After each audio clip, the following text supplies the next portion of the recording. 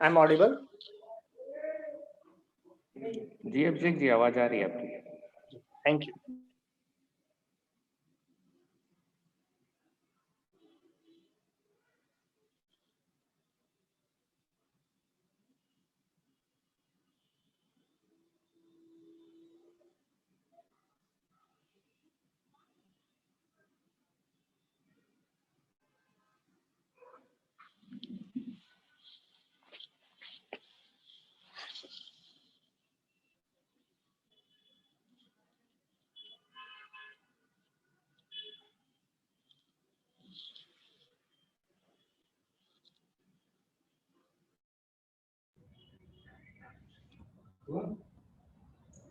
Sir, how are you?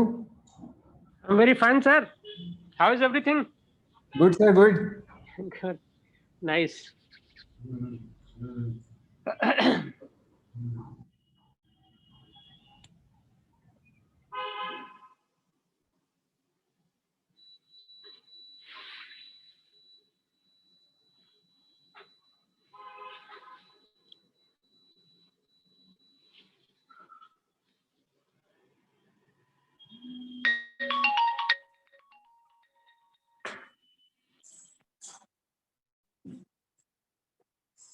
आवाज नहीं आ रही।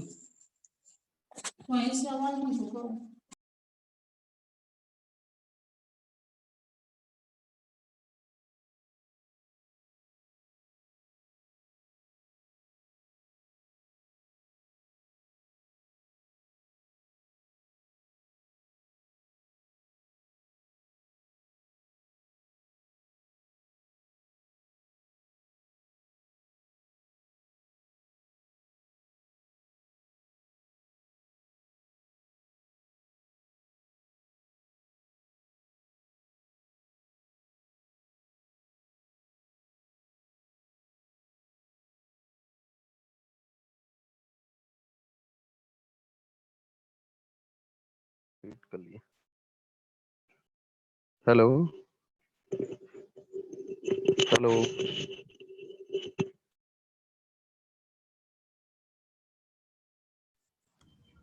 मॉडल गांव की इस वार्ता में जितने लोग हमारे साथ ऑलरेडी जुड़ चुके हैं, आप सबका बहुत बहुत स्वागत है।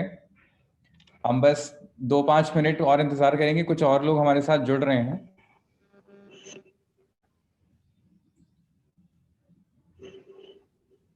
जैसा कि पिछली मीटिंग में आप में से, मैं उम्मीद करता हूं लगभग सभी लोग हमारे साथ पिछली मीटिंग में भी जुड़े थे, जहाँ पे हमने मॉडल गांव का परिचय आपको दिया था।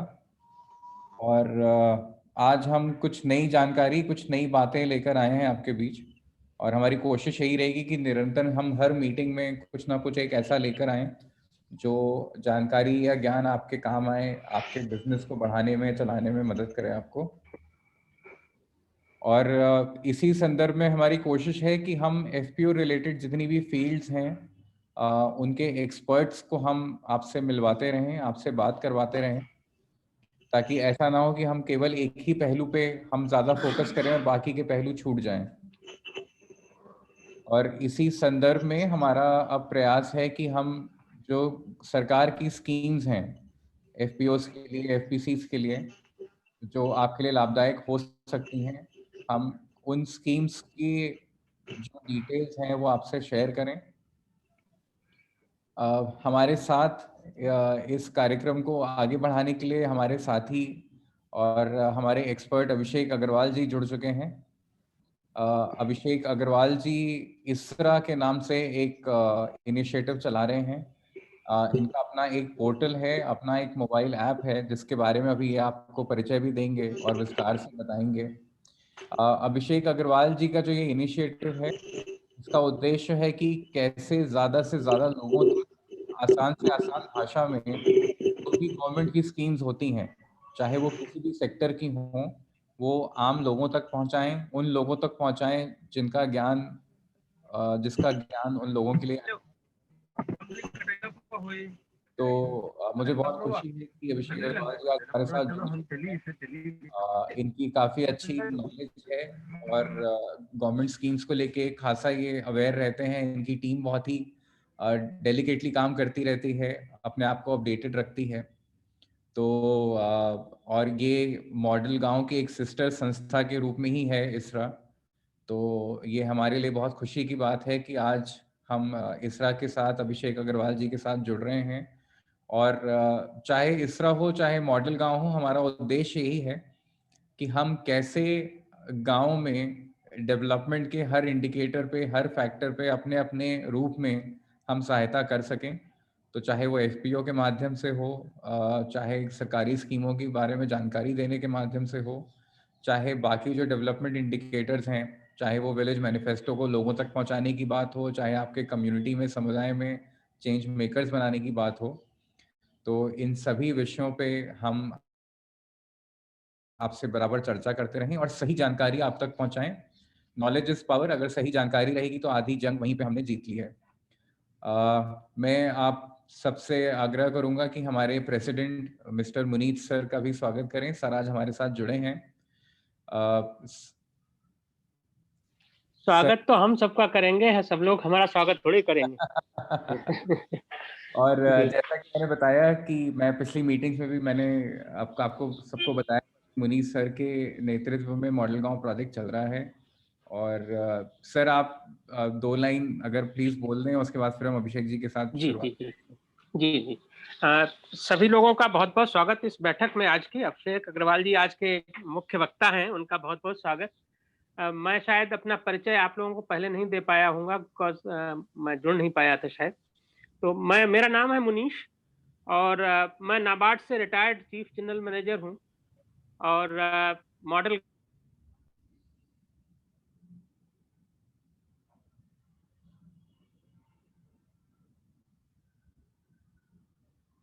चूंकि नाबार्ड से मैं जुड़ा रहा हूँ, तो मेरा अनुभव रूरल डेवलपमेंट में जो भी कुछ है, मैं चाहता हूँ कि मैं आप लोगों के साथ शेयर करूँ।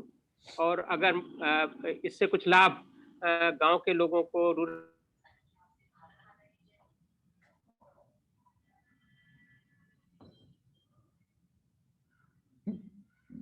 में, तो ये मॉडल गांव का भी हमारा यही कोशिश है कि हम लोगों तक ज्यादा से ज्यादा नॉलेज पहुंचा सकें, गांव के लोगों तक, जिससे कि वो उसका लाभ उठा सकें। और थोड़ा माइंडसेट गांव के स्तर पर अगर चेंज हो सके और हम गांव के लोगों को विकास की धारा से जोड़ सकें, तो ये हमारा सौभाग्य होगा। इसी कोशिश में हम लोग लगे हुए हैं और इसी कोशिश की एक कड़ी में आज की ये बैठक है। तो आप लोग सभी लोगों का एक बार पुनः स्वागत। सौरभ जी अगेन। तो सौरभ जी आगे की चर्चा आगे बढ़ाएं। Thank you. तो ये अब हम एक श्रृंखला चालू कर रहे हैं एफपीओ पर वार्ता की, और हम हर वो जानकारी हर उस अच्छे एक्सपर्ट के माध्यम से आप तक पहुंचाना चाहेंगे जो अलग अलग पहलुओं पे आपके एफपीओ को और आपके गांव को विकसित करने में मदद करेगा। इसी सिलसिले में आज से आगे आने वाली कड़ियों तक हमारे साथ अभिषेक अग्रवाल जी रहेंगे। अभिषेक अग्रवाल जी, आपका एक बार बहुत बहुत स्वागत फिर से। और अभिषेक अग्रवाल जी, जैसे मैंने बताया कि इसरा इनिशिएटिव के माध्यम से एक बहुत ही अच्छा काम कर रहे हैं। जो सरकारी स्कीम्स हैं उनको कैसे सरल भाषा में आपके सामने प्रस्तुत किया जाए, उसके बारे में सही जानकारी आप तक पहुंचाई जाए। और इसी सिलसिले में आज से और आगे आने वाले कुछ वेबिनार्स तक अभिषेक जी हमारे साथ रहेंगे, हमारा मार्गदर्शन देंगे। तो अभिषेक जी, मैं आपसे आग्रह करूंगा कि कृपया आप लोगों को संबोधित करें और आज की जो स्कीम है हमारी, जो कुछ बातें हैं आप वो उनके सामने रखें। पर सबसे पहले आप इसरा का एक इंट्रोडक्शन दें ताकि हम सबको एक पृष्ठभूमि मिले। उसके बाद फिर हम इस चर्चा को आपके माध्यम से आगे बढ़ाएं। अभिषेक जी। धन्यवाद सौरभ जी। सबसे पहले तो आज के कार्यक्रम में उपस्थित मॉडल गांव के अध्यक्ष मुनीश गंगवार जी, मॉडल गांव के मुख्य कार्यकारी अधिकारी सौरभ लाल जी और जितने भी हमारे साथ एफपीओ के मेंबर जुड़े हुए हैं, उन सबका बहुत बहुत धन्यवाद कि आपने मुझे ये मौका दिया, आपके साथ अपनी बात रखने का अवसर जो प्रदान किया, इसके लिए बहुत बहुत धन्यवाद। आज हम बात करेंगे जिस योजना की, उसका नाम है प्रधानमंत्री किसान सम्मान निधि योजना। जैसा कि हम लोगों को ज्ञात भी है, सरकार बहुत सारी योजनाएं बनाती है। जब हम कॉन्स्टिट्यूशन की बात करते हैं तो हमारे यहाँ कहा गया है वेलफेयर स्टेट, एक कल्याणकारी राज्य। और एक कल्याणकारी राज्य तभी बन सकता है जब उस राज्य में सभी व्यक्तियों का कल्याण हो सके।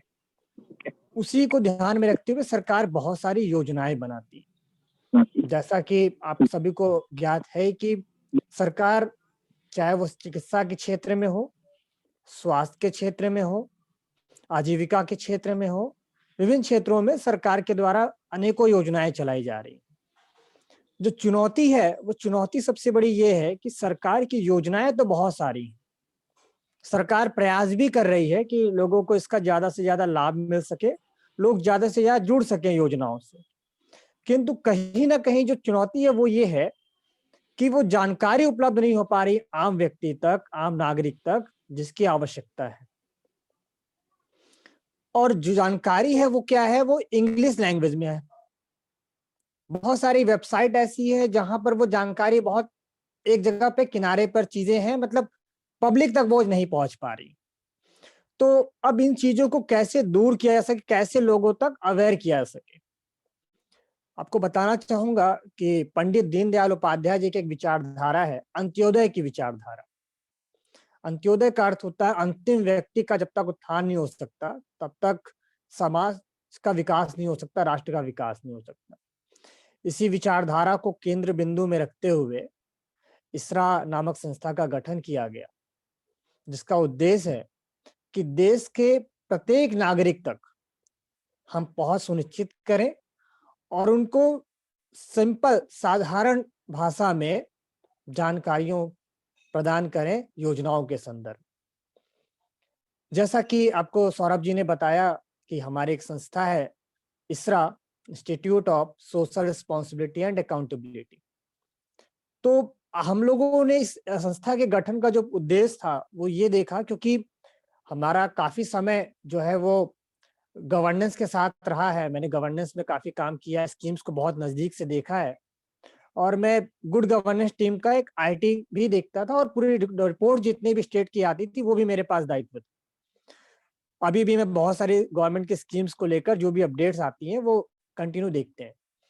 तो हमने पाया कि सरकार की जो योजनाएं हैं वो कहीं ना कहीं पहुंच नहीं पा रही है। उसका जब हमने ऑब्जर्वेशन किया तो पता चला कि एक भाषा की समस्या है, दूसरा योजनाएं तो बहुत सारी हैं, लेकिन लोगों को ये नहीं पता कि वो कौन कौन सी योजना के लिए योग्य है। योजना तो बन गई, अब मान लीजिए 400 योजना है, तो 400 योजनाओं के लिए तो हम योग्य है नहीं, हम तो कुछ ही योजनाओं के योग्य होंगे। तो हम कौन कौन सी योजनाओं के लिए योग्य हैं, क्या ऐसा कोई प्लेटफॉर्म है जिससे हमें जानकारी प्राप्त हो सके? क्या ऐसा कोई प्लेटफॉर्म है जहां पे व्यक्ति खुद से ही आवेदन कर सके? एक समस्या ये भी है कि सरकार की जितनी भी योजनाएं हैं वो गरीब तबके के लिए अधिकतर योजनाएं हैं। अब गरीब तबका का जो एक दैनिक दिनचर्या होती है वो है डेली वेजेस, मतलब अगर वो सुबह उठकर अगर काम करने ना जाए तो शाम को उसके यहाँ भोजन किस प्रकार बनेगा, ये एक सोचने वाला विषय है। तो अब अगर उस व्यक्ति को कहा जाए कि आप अपने घर से 50 किलोमीटर या 100 किलोमीटर या कहीं भी जाइए और जाकर अपना फॉर्म सबमिट करवाइए, जैसे आपको मान लीजिए किसान सम्मान निधि स्कीम है जिस पर हम लोग चर्चा भी करने वाले हैं, तो आपको इसका लाभ लेना है। तो आपको ये पता चल रहा है कि आप सीएससी सेंटर या कहीं बहुत दूर जाएंगे, वहां जाकर आप फॉर्म अपना भरवाएंगे, उसके बाद आप उसका लाभ ले पाएंगे। अब अगर आप जाएंगे तो उसका ट्रैवलिंग चार्ज भी होगा, क्योंकि किराया भी लगेगा आपके जाने का, और अब जाएंगे तो समय भी आपका लगा, और जो समय आपका एक दिन का बर्बाद हुआ वो आपकी एक दिन को जो आय थी वो भी नुकसान हो गई। तो आपको दुगना नुकसान हुआ, एक तो पैसा आपकी जेब से लगा और जो आय भी होने वाली थी वो भी आपको नहीं हुई। हम कहते हैं, अभी माननीय प्रधानमंत्री जी भी कह रहे हैं, आत्मनिर्भर भारत। मॉडल गांव का भी कॉन्सेप्ट है आत्मनिर्भर गांव, मॉडल गांव। मॉडल गांव का मतलब ही है कि एक ऐसा गांव जो अपने आप में आत्मनिर्भर हो, वहां सारी सुविधाएं हो। हम तभी आत्मनिर्भर बन सकते हैं जब हमें खुद में विश्वास हो। कई लोगों का ये मानना है कि हम अप्लाई नहीं कर सकते, हमें जानकारी नहीं। आप एक एग्जाम्पल से सोचिए कि जिसके घर में ट्रैक्टर हो और उसने कभी ड्राइविंग ना सीखी हो, लेकिन वो ट्रैक्टर है तो वो जरूर ट्राई करते करते वो चलाना सीख जाएगा। ऐसा बहुत केसेस में हमें देखने को मिलता भी। तो अगर आपके पास कोई सुविधा दे दी जाए और आपसे कहा जाए कि आप अपने घर में बैठे बैठे ही उन सारी चीजों को आप खुद से कर सकते हैं, तो इससे अच्छा और क्या हो सकता है। तो ज्यादा समय ना लेते हुए आपको एक छोटा सा इसरा का परिचय देना चाहूंगा। जैसा कि आप अपने स्क्रीन पर देख पाएंगे, क्या हम स्क्रीन शेयर नहीं कर सकते क्या? एक इसरा नाम की एक वो बना होगा, ऑर्गेनाइजेशन जुड़ी होगी, उसको को होस्ट बना दें जिससे स्क्रीन शेयर कर सके। ओके, एक सौरभ मिनट जी। सर। क्या?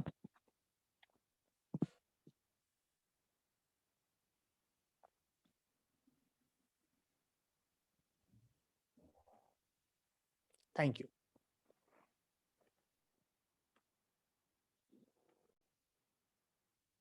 आपके सामने एक स्क्रीन ओपन हो चुकी है, जैसा कि आप अपने स्क्रीन पर देख पा रहे होंगे। हमारा जो कॉन्सेप्ट है, जो हमारा भी एक परियोजना, उसका नाम ही है आपकी योजना आपकी द्वार। मतलब अब आपको कहीं जाने की जरूरत नहीं है, आप अपने घर बैठे बैठे ही वो सारी जानकारी आप प्राप्त कर पाएंगे। जितनी भी सरकार की योजनाएं जो ऑनलाइन रूप से अप्लाई की जा सकती है, वो घर बैठे बैठे ही अप्लाई कर पाएंगे। इसीलिए इसका नाम ही है आपकी योजना आपके द्वार। तो जैसा कि आपने वेबसाइट पर देख पा रहे हैं कि ये एक इसरा की वेबसाइट है, जहां पर आपको केंद्र सरकार की और राज्य सरकार की जितनी भी योजनाएं हैं, जैसा कि आप देख पा रहे हैं कि हेल्थ मतलब स्वास्थ्य, लाइवलीहुड, आजीविका, जितनी भी सरकार की योजनाएं सेक्टर वाइज हैं, वो सारी जानकारी आपको प्राप्त हो जाएगी। लेकिन किंतु आपको हमने पहले बताया, सबसे बड़ी जो समस्या है वो है भाषा को लेकर। तो इसरा ने इस चीज को दूर करते हुए प्रयास किया है कि जो भी व्यक्ति जिस भी भाषा में सहज है, वो अपने हिसाब से अपनी भाषा का चयन कर सकता है। यहाँ पर सेलेक्ट लैंग्वेज का ऑप्शन है। आप मान लीजिए हिंदी में अगर अपने आप को सहज महसूस करते हैं, तो ये पूरी वेबसाइट हिंदी में हो सकती है। अगर आप मराठी हैं, तो ये पूरी की पूरी वेबसाइट आप मराठी में चला सकते हैं। आप गुजराती हैं, तो गुजराती में आप इस पूरी वेबसाइट का संचालन कर सकते हैं। मतलब जिस भी भाषा में आप सहज हैं, उस भाषा में आप यहाँ से जानकारी प्राप्त कर सकते हैं। तो सबसे पहले तो सभी भाषाओं में उपलब्ध है। दूसरा, अगर आपको स्कीम्स के बारे में जानना है, सेंट्रल गवर्नमेंट की स्कीम्स कौन-कौन सी है, तो जैसे कि आज हमारे साथ एफपीओस जुड़ी हुई हैं, तो फार्मर्स की हम बात करें अगर, तो एग्रीकल्चर में कौन-कौन सी स्कीम्स हैं? तो एग्रीकल्चर की अगर हम बात करें, तो प्रधानमंत्री फसल बीमा योजना, soil health card scheme, national agriculture market, किसी का जो इलेक्ट्रॉनिक मार्केट है, प्रधानमंत्री किसान मानधन योजना और प्रधानमंत्री किसान सम्मान निधि योजना। हम इस समय समय पर सभी योजनाओं पर विस्तार पूर्वक चर्चा करेंगे, किंतु आज हमारा जो चर्चा का विषय है वह है प्रधानमंत्री किसान सम्मान निधि योजना। तो जितनी भी आपको जानकारी जिस भी योजना से, अगर आपको फार्मर से रिलेटेड चाहिए, किसानों से संबंधित, तो किसान से संबंधित योजना, आपको स्वास्थ्य संबंधित योजना की जानकारी प्राप्त करनी है, तो जैसे प्रधानमंत्री जन औषधि केंद्र, प्रधानमंत्री जन आरोग्य योजना, जिसको आप आयुष्मान भारत के नाम से जानते हैं, तो जिस भी सेक्टर की स्कीम्स की इंफॉर्मेशन आपको चाहिए, वो यहाँ से आपको प्राप्त हो जाएगी। साथ ही साथ आप बहुत सारे ऐसे व्यक्ति हैं कि जब आवेदन हम करने जाते हैं किसी भी योजना के लिए, तो कुछ दस्तावेजों की आवश्यकता होती है, जैसे voter ID card, PAN card, Aadhaar card, बहुत सारे डॉक्यूमेंट्स की जरूरत होती है। तो अब हम देखते हैं कि कई व्यक्ति आधार कार्ड में अपडेट करने के लिए बहुत परेशान होते हैं, पैन कार्ड बनवाने के लिए बहुत सारे व्यक्ति परेशान होते हैं। तो इसरा ने अपने इस प्लेटफॉर्म में ये भी सर्विसेज दी हुई है कि आप इसी प्लेटफॉर्म से पैन कार्ड बनवा सकते हैं, driving licence, voter ID card, ration card, Aadhaar card, सारी चीजें आप इसी वेबसाइट के माध्यम से प्राप्त कर सकते हैं। मतलब एक ऐसा सिंगल विंडो जहां से आपको सारी जानकारियां प्राप्त हो जाएगी। एक चीज आपको यहाँ पर एक अभी जो लेटेस्ट में इंफॉर्मेशन आई है, वो आपके साथ साझा करना चाहेंगे कि अभी आप में से बहुत लोगों को पता होगा कि पहले वोटर आईडी कार्ड जो होता था, उसके लिए वेरिफिकेशन होने के बाद आपको जिले से जब आपके पास वोटर आईडी कार्ड आता था, तब जाकर आपके पास एक डॉक्यूमेंट होता था। अब 25 तारीख को, क्योंकि चुनाव आयोग की स्थापना 25 जनवरी को हुई थी, तो 25 जनवरी को ही चुनाव आयोग ने घोषणा की कि अब कोई भी व्यक्ति अपने घर बैठे बैठे ही वोटर आईडी कार्ड डाउनलोड कर सकता है। यहाँ आप देख पा रहे हैं कि अपने स्क्रीन पे एक चीज चल रही है आपके, वोटर आईडी कार्ड। अगर आपको वोटर आईडी कार्ड डाउनलोड करना है तो यहाँ से कर सकते हैं। साथ ही साथ आधार कार्ड भी अगर डाउनलोड करना है तो आप यहीं से कर सकते हैं। तो वो सारी फैसिलिटी आप यहाँ से प्राप्त कर पाएंगे। दूसरा, आप यूपी से जुड़े हैं आज हमारे साथ, तो उत्तर प्रदेश सरकार, क्योंकि हमारे इस वेबसाइट पर केवल सेंट्रल गवर्नमेंट की स्कीम्स की हम बात नहीं कर रहे हैं, 28 राज्यों की योजना आपको इसी प्लेटफॉर्म पर मिल जाएगी। साथ ही साथ 8 केंद्र शासित प्रदेशों की योजना की जानकारी आपको इसी प्लेटफॉर्म पे मिल जाएगी। तो जिस प्रकार से आप उत्तर प्रदेश के, तो जैसे ही आपने उत्तर प्रदेश पर क्लिक किया तो उत्तर प्रदेश सरकार की जितनी भी योजनाएं हैं उसकी जानकारी आपको यहाँ मिल रही है।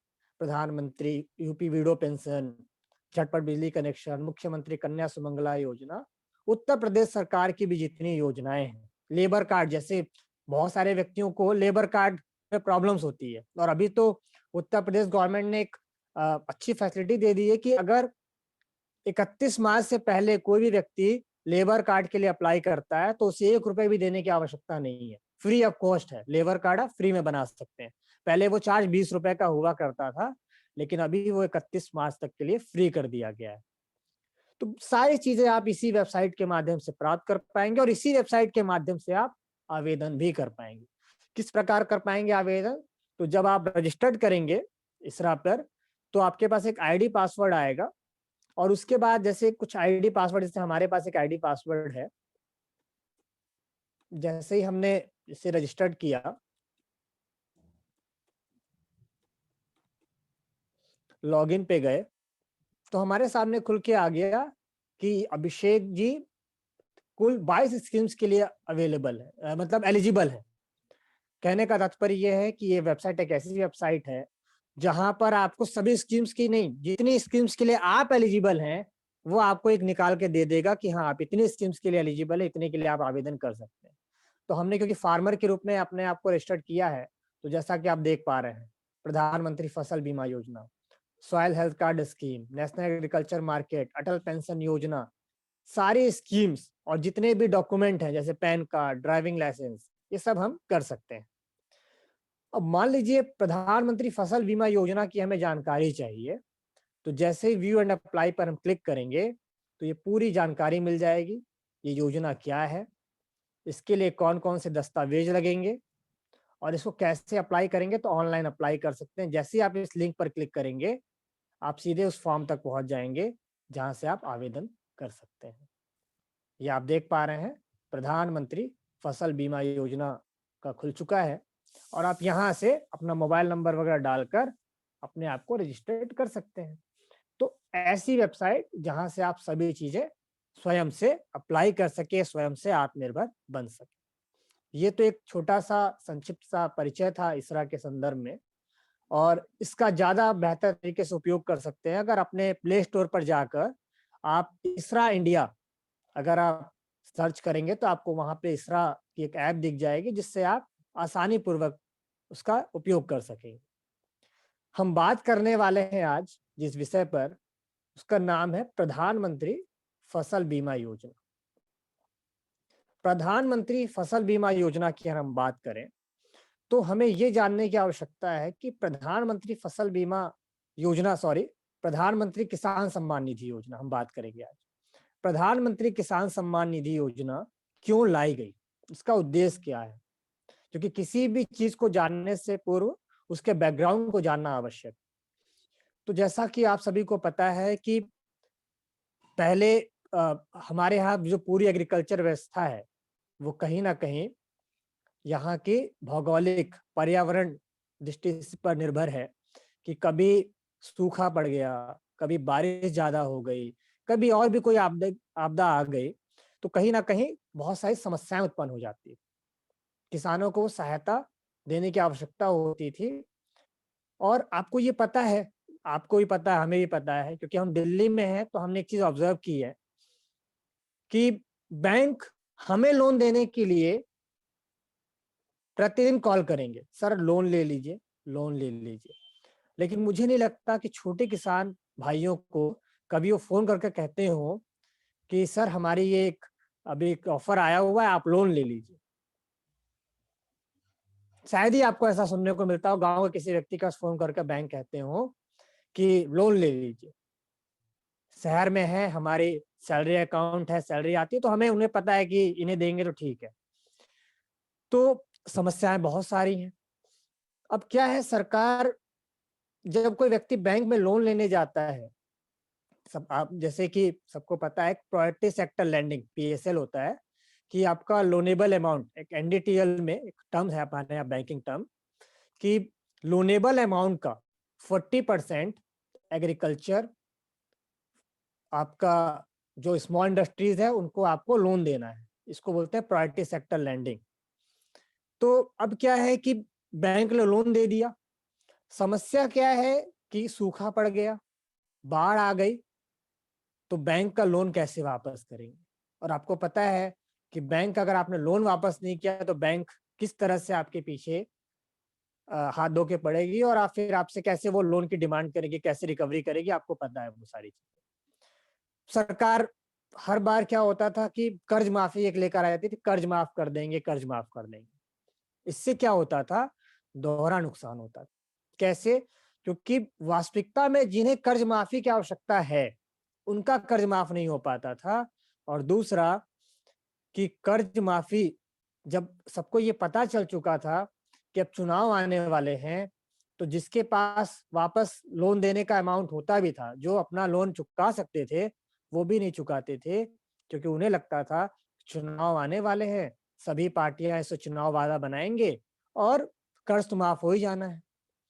इसके चलते बैंक बहुत ज्यादा नुकसान में जा रहे हैं, क्योंकि कर्ज माफ हो गया, अब बैंकों को जो पैसा मिलता था उसमें समय लगता था, और बैंक भी कहीं ना कहीं ये सोच रही थी कि इस तरह की चीजें अगर रहती गई तो कहीं ना कहीं बैंकों का बहुत नुकसान हो जाएगा। क्योंकि आपको ये पता है कि ग्रामीण क्षेत्रों में आपको प्राइवेट सेक्टर के बैंक बहुत ज्यादा नहीं मिलेंगे, आपको वहाँ एसबीआई मिलेगी, आपको वहाँ पे सरकारी बैंक ज्यादा मिलेंगे। इसीलिए आप देखते हैं कि सरकारी बैंक की जो स्थिति है उसका एक कारण ये भी है कि बहुत ज्यादा उसके लोन रिकवर नहीं हो पाते, कर्ज माफी एक बहुत बड़ी समस्या थी। दूसरा, बहुत सारे जो किसान भाई थे उनके अकाउंट नहीं होते थे, कई सारे ऐसे व्यक्ति थे जिन्हें सहायता मिलनी चाहिए लेकिन उन्हें ना मिलकर बड़े किसानों को मिल जाता था उसका लाभ।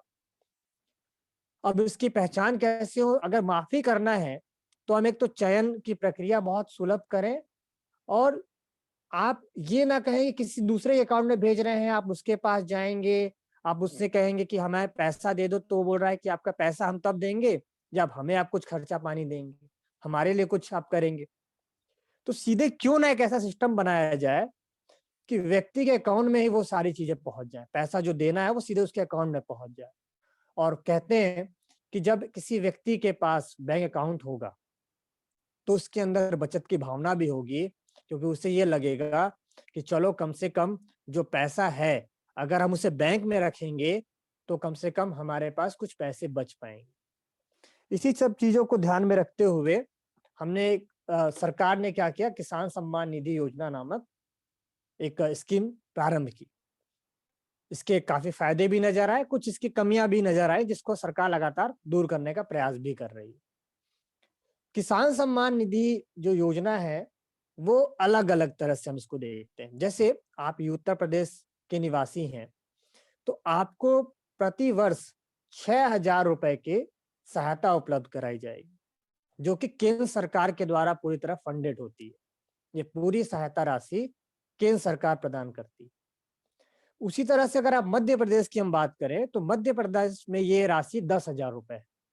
10,000 इसलिए है कि 6,000 रुपए वहां केंद्र सरकार के द्वारा दिया जाता है, जबकि 4,000 रुपए मध्य प्रदेश गवर्नमेंट के द्वारा दिया जाता है, जिसको वहां पे मुख्यमंत्री किसान निधि बोलते हैं, मुख्यमंत्री किसान कल्याण योजना। कि मुख्यमंत्री जी के द्वारा 4,000 रुपए की अतिरिक्त सहायता दी जाती है। तो इस योजना के अंतर्गत आपको 6,000 रुपए की सहायता राशि उपलब्ध कराई जाएगी। अब इसके लिए पात्र कौन है, कौन इसके लिए आवेदन कर सकता है? तो इसके लिए आवेदन करने के लिए एक तो सबसे बड़ी चीज जो होनी चाहिए किसान होना चाहिए जिसके नाम पर एक जमीन हो और 2 हेक्टेयर से ज्यादा की जमीन ना हो।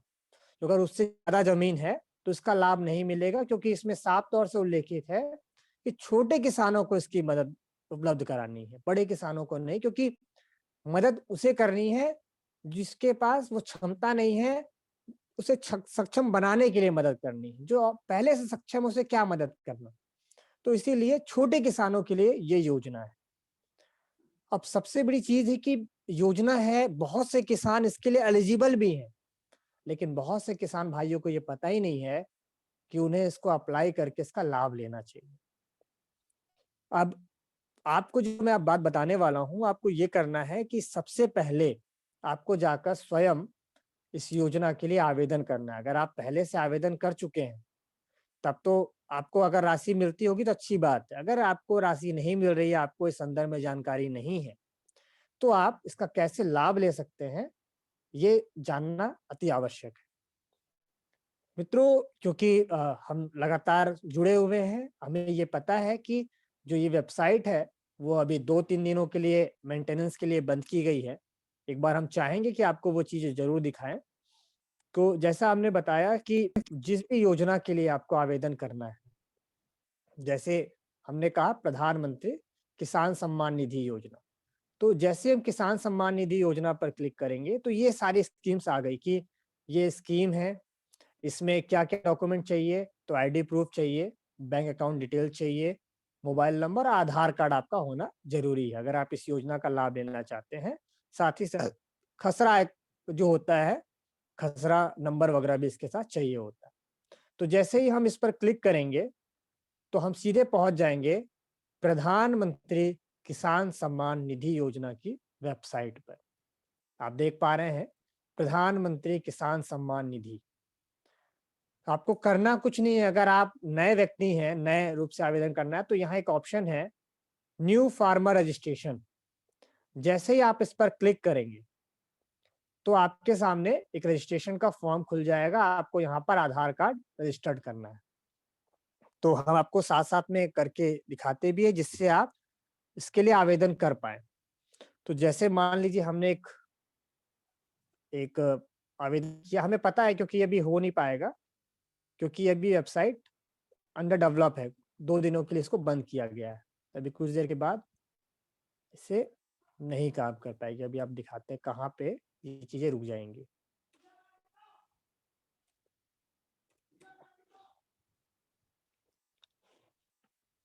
मान लीजिए उत्तर प्रदेश, तो हमने उत्तर प्रदेश डाल दिया। जैसे आप सर्च पे जाएंगे तो देखिए क्या आ गया, this facility is temporarily suspended due to some technical reasons. हमने आपको बताया कि ये वेबसाइट अभी 2-3 दिनों के लिए बंद की गई है, क्योंकि कुछ टेक्निकल इश्यूज आ रहे हैं, इसलिए इसका उपयोग अभी 2-3 दिनों तक नहीं किया जा सकता। लेकिन इसका भी निराकरण हमने निकाला हुआ है। हम इसको आपको दिखाते हैं कि किस तरह से आप फॉर्म भर सकते हैं। एक वीडियो हमने इसीलिए आपके लिए रखा हुआ है। आप इस वीडियो को देखेंगे तो आपको समझ में आ जाएगा किस तरह से आवेदन करना है।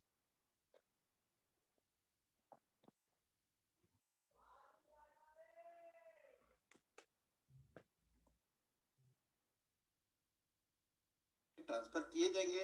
तो इस योजना के अंतर्गत अभी भी नए किसानों का पंजीकरण करने के लिए आप इस पेज पे नीचे की तरफ आएंगे तो यहाँ पर आपको ऑप्शन मिल जाता है फार्मर का। 1 मिनट, कुछ इश्यूज है।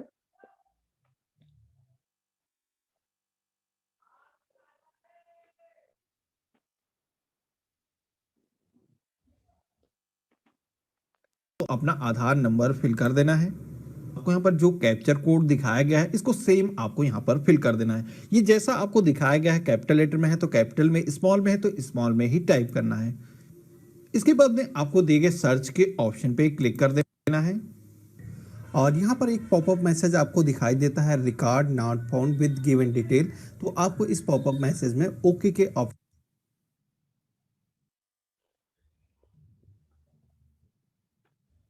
पे क्लिक कर देना है। इतना करते ही आपके सामने एक पॉपअप मैसेज आता है जहां पर आपसे बताया जा रहा है कि आपकी जो डिटेल है अभी तक पीएम किसान पोर्टल पर रजिस्टर नहीं है। तो रजिस्टर करने के लिए आपके सामने नीचे 2 ऑप्शन दिए गए हैं, जहां पर आपसे पूछा जा रहा है कि आप रूरल फार्मर हैं या फिर अर्बन फार्मर हैं।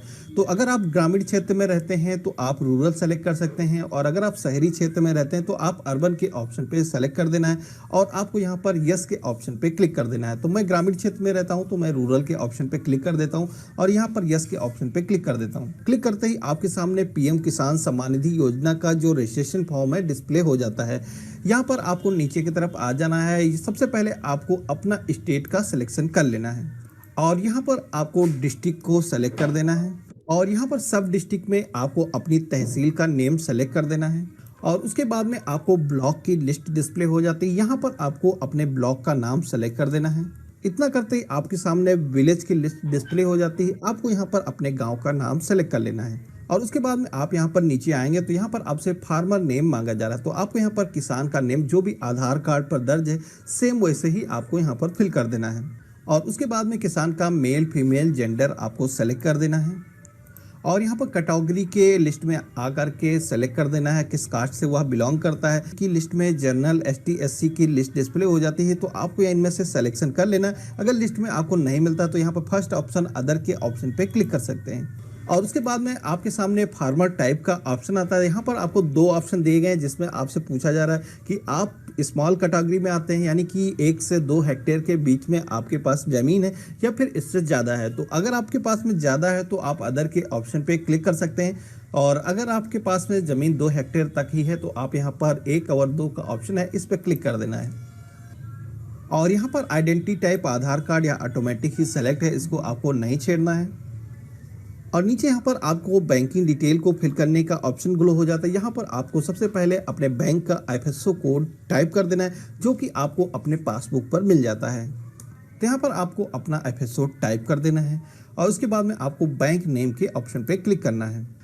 बैंक नेम के ऑप्शन पे क्लिक करेंगे तो आपकी जो भी बैंक होगी जिसका आपने IFSC कोड टाइप किया है आपको यहाँ पर लिस्ट में नेम आ जाएगा, आपको यहाँ पर सेलेक्ट कर लेना है और उसके बाद में आपको यहाँ पर अकाउंट नंबर को टाइप करने का ऑप्शन आता है तो आपको यहाँ पर अकाउंट नंबर को टाइप कर देना है और उसके बाद में आपको सबमिट फॉर आधार ऑथेंटिकेशन आपको इस ऑप्शन पे क्लिक कर देना है।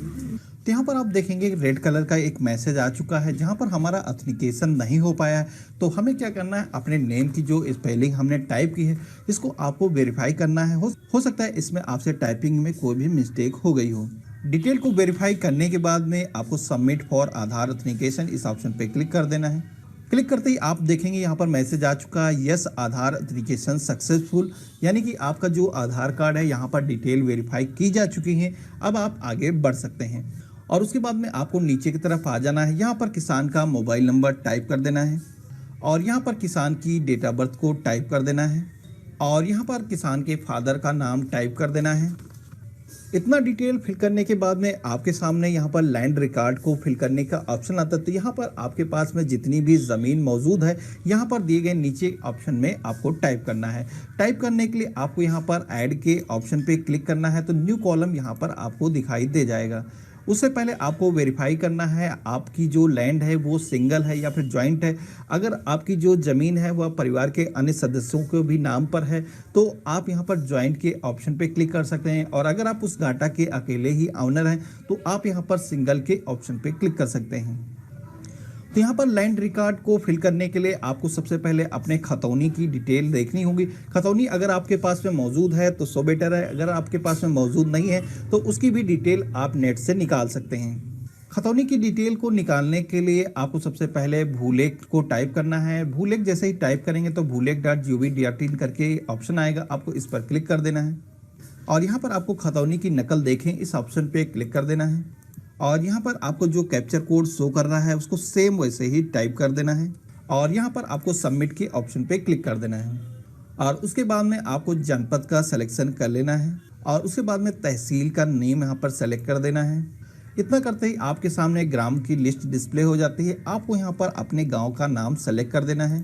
तो यहाँ पर गांव का नाम लिस्ट में से फाइंड करने के लिए अपने गांव का जो भी नाम है उसका पहला अक्षर टाइप करेंगे तो लिस्ट में यहाँ पर आपको नेम की लिस्ट आ जाएगी। आपको यहाँ पर सेलेक्ट कर लेना है इतना करते ही आपके सामने पेज कुछ इस तरीके का डिस्प्ले आएगा। तो यहाँ पर अगर आपके पास में खसरा संख्या या फिर गाटा संख्या या खाता संख्या मौजूद है तो आप यहाँ पर दिए गए ऑप्शन के माध्यम से फाइंड कर सकते हैं। और अगर आपके पास में कोई भी डिटेल मौजूद नहीं है और नाम से आप खतौनी को निकालना चाहते हैं तो आप खातेदार के नाम के यहाँ पर ऑप्शन पर क्लिक करेंगे तो यहाँ पर कीबोर्ड आ जाएगा, जिसके माध्यम से आप अक्षर को टाइप करके यहाँ खतौनी को फाइंड कर सकते हैं।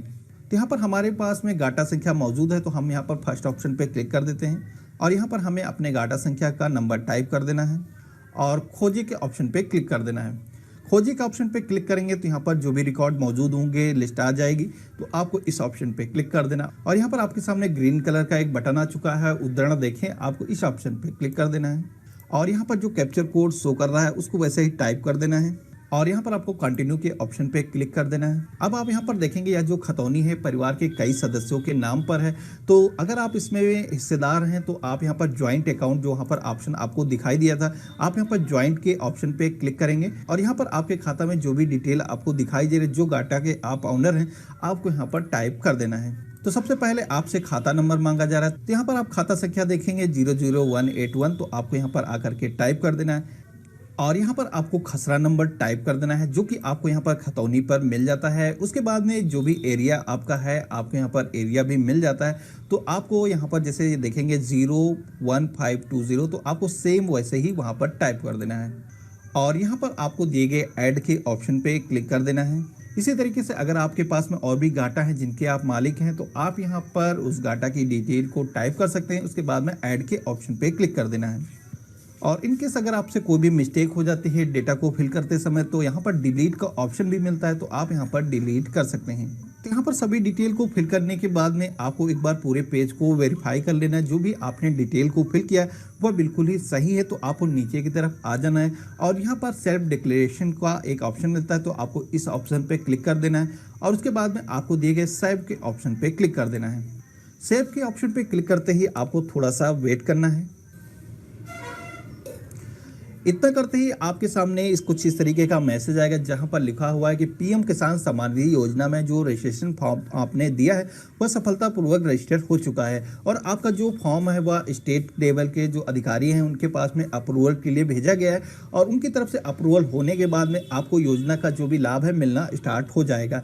इस वेरिफिकेशन में 1 महीने तक का समय लग सकता है, कभी कभार यह समय बढ़ जाता है तो इसकी हेल्पलाइन पे बात कर सकते हैं। इसके अलावा अगर आप चाहें तो अपने डिस्ट्रिक्ट में मौजूद कृषि विभाग के अधिकारी उनसे भी आप संपर्क कर सकते हैं और अगर आपको स्टेटस चेक करना है कि आपका वेरिफिकेशन कंप्लीट हो चुका है या कंप्लीट नहीं हुआ है तो आपको क्या करना है, होम पेज पर आ जाना है और यहाँ पर आपको ऑप्शन मिलता है स्टेटस ऑफ सेल्फ रजिस्ट्रेशन, तो आपको इस ऑप्शन पे क्लिक कर देना है और यहाँ पर आपको किसान का जो आधार नंबर है उसको टाइप कर देना है। उसके बाद में आपको सर्च के ऑप्शन पे क्लिक कर देना है। सर्च के ऑप्शन पे क्लिक करेंगे तो आपके सामने किसान की जो भी डिटेल है आपको दिखाई दे जाती है।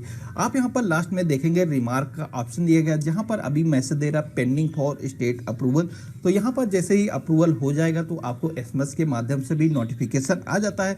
साथ ही में यहाँ पर आकर के भी आप चेक कर सकते हैं। तो यहाँ पर जैसे ही पीएम किसान सम्मान निधि योजना का जो फॉर्म है अप्रूव हो जाता है तो आपको पीएम किसान सम्मान निधि योजना का लाभ मिलना स्टार्ट हो जाता है। साथ ही में गवर्नमेंट की अन्य स्कीमें जिसमें किसान क्रेडिट कार्ड। तो मुझे लगता है कि बहुत सारे व्यक्तियों को समझ में आ गया होगा कि बहुत ही आसान प्रक्रिया है। मतलब घर से बैठे बैठे ही आप इसका आवेदन कर सकते हैं, घर से बैठे बैठे आप स्टेटस चेक कर सकते हैं, सब कुछ आपके हाथों में है। समस्या जो है, चुनौती जो है वो ये है कि आप खुद को कितना सक्षम बनाएंगे, आपको खुद पर कितना भरोसा है, आप कितना खुद से आत्मनिर्भर बनना चाहते हैं। तो आप में से जितनों ने भी किसान सम्मान निधि योजना के लिए आवेदन नहीं किया है और आप पात्र हैं तो आप जल्द से जल्द किसान सम्मान निधि योजना के लिए आवेदन करें। साथ ही साथ इसमें एक चीज और ध्यान देने की आवश्यकता है कि अगर किसी व्यक्ति को और भी इस संदर्भ में कोई विस्तृत जैसे जानकारी चाहिए तो इसरा की वेबसाइट पर एक सबसे इम्पोर्टेंट जो सेक्शन है वो है, अगर आप होम पे जाएंगे इसरा की वेबसाइट पर या ऐप पे भी आप जाएंगे क्योंकि ऐप भी है, ऐप भी डाउनलोड कर सकते हैं आप, तो यहाँ पर है latest schemes and important announcement. तो जब भी किसी स्कीम से रिलेटेड कोई भी अनाउंसमेंट होगी या कोई भी अपडेट आएगा तो आप यहाँ से चेक कर पाएंगे। तो आपको लगातार अगर किसी भी चीज से अपडेट रहना है तो आप यहाँ पर जाकर उन चीजों को देखें, अपडेट रहें कि अच्छा किसी स्कीम में कोई बदलाव हुआ है, कोई लेटेस्ट चीजें आई हैं, तो आप यहाँ से वो सारी चीजें देख सकते हैं। तो किसान सम्मान निधि योजना का आप लाभ उठाएं और कुछ समय तक वेट करें, क्योंकि इसके प्रोसीजर में कभी-कभी देखा गया है कि 1 से 1.5 महीने लगते हैं। तो आप आवेदन करें और इस योजना का लाभ उठाएं। मुझे लगता है कि अब प्रश्नोत्तरी का काल है। सौरभ जी, किसी को कोई प्रश्न है तो आप पूछ सकते हैं। मेरा तरफ से मेरी जो बात थी वो संपूर्ण कंप्लीट हो चुकी है, पूर्ण हो चुकी है।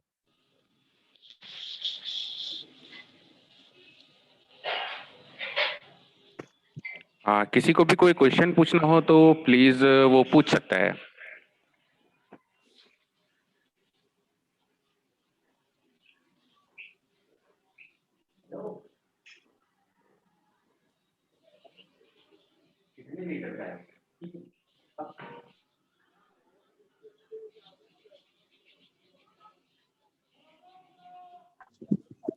हेलो जी, कहिए। जी, मैं उदय प्रताप रसूलाबाद कानपुर देहात से सर बोल रहा हूँ। जी, जी, बताइए। सर, ये इसरा इंडिया ये एप्स पर भी चल जाएगा और उस पर हम वेबसाइट पर भी डाउनलोड हाँ, वेबसाइट से भी आप चला सकते हैं और ऐप भी डाउनलोड कर सकते हैं। कर सकते हैं।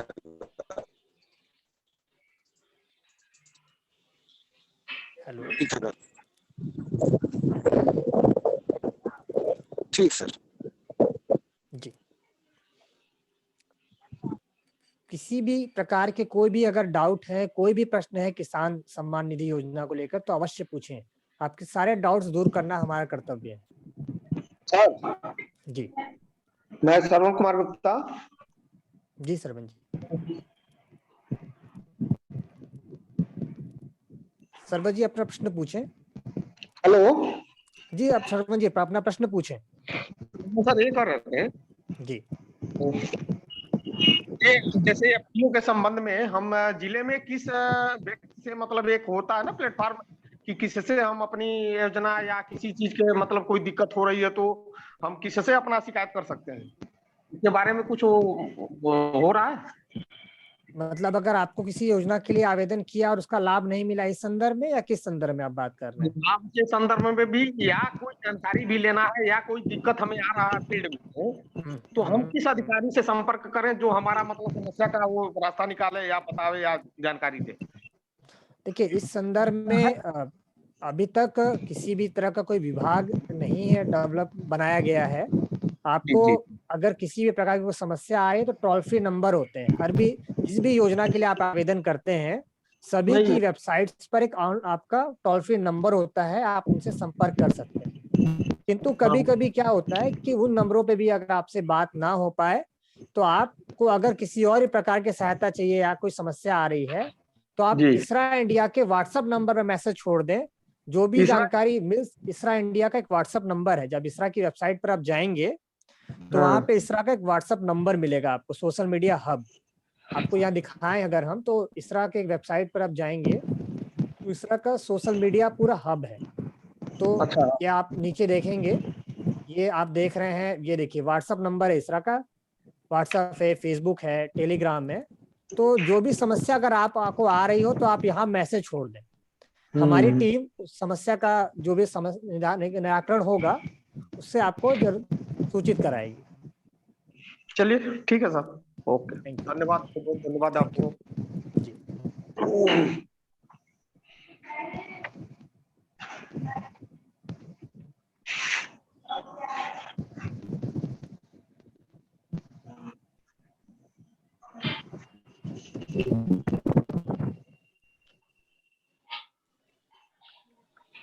सर और किसी का कोई क्वेश्चन हो तो प्लीज पुट ऑन कर दो।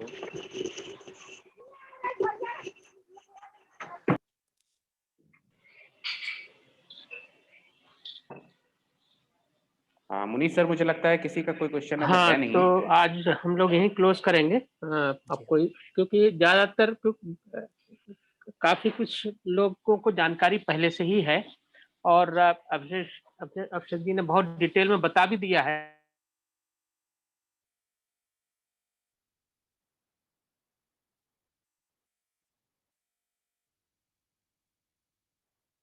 तो आज की इस बैठक को हम लोग यहीं समाप्त करेंगे आप सभी लोगों की सहमति से।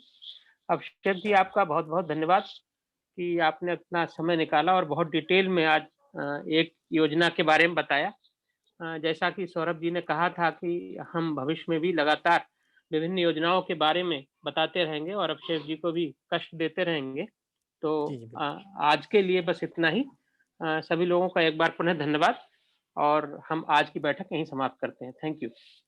Thank you sir. Thank you all of you.